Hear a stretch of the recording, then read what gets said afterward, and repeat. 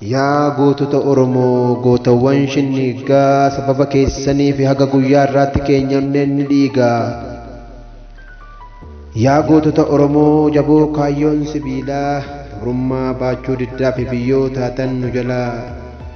Duutanii badduun seenee yeroo malee duutanii bilisummaa soon argin diina harka buutanii.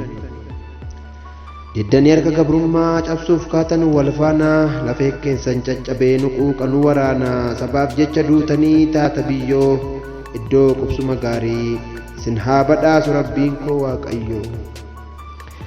Biiftuu bilisummaa osoo hawwitanii nuun ifatti baasuudhaaf lubbuu keessan qaalii aarsaa of taasiftanii warri kaayyoo haqaan nurraa seentan biyyoo qabbanaddoo gaarii argadhaa umbayyoo.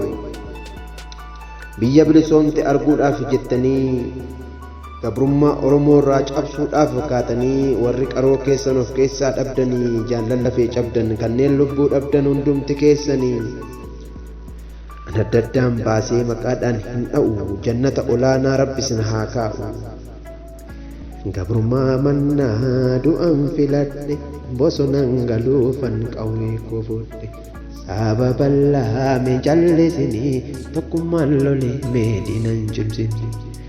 Jettanii diddanii ormaa fuddeelamuu nu barsiiftaniittu biyyaaf wareegamuu. Har'as bakka keessan kan bu'un nabamu jaallan nurraa kuftan kanneen lubbuun haftan.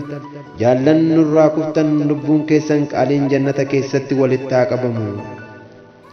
Takkaas hin biran ga'een rukuttaa fi jihamaa Oromummaa kabajjan isiniifis kabajamaa.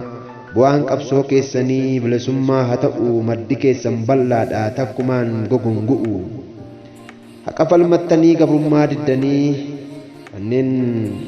kanneen harka diinaan nurraa seentan biyyoo gumaa keessan baasa abshiraa Waaqayyoo. Nuun ifatti baasuudhaaf ofii biyyoo uffattanii argattan godduu nyaachaa dhabdan qooqa bultanii bilisummaa Oromoof kanneen nuuf taatan aarsaa duutanii baduun keessan gar malee saba aarsaa. Duutanii badduun seenee yeroo malee duutanii bilisummaa soon argin diina harka buutanii. Mee si'a tokkol jedhaa nu milladhaa deebi'aa har'as akkuma durii sabni gabrummaa baatee waan isin dhabeef iyyaa. Yaa gootota haqaa manaa keessan nyaannee salphannee jirra koodee akka kaleessaa miti hunduu kutaan waliree kaanis lagaan wal qoodee. Silaa dhaamsi keessan kaleessaa jettan waloon falmadhaa.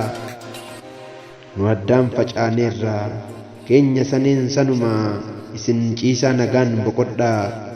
Ebila 15 yaadannoo wareegamtoota shinnigaaf barreessaa fi waloo iddoo isaa margaa Marsiilol Nimoonaa.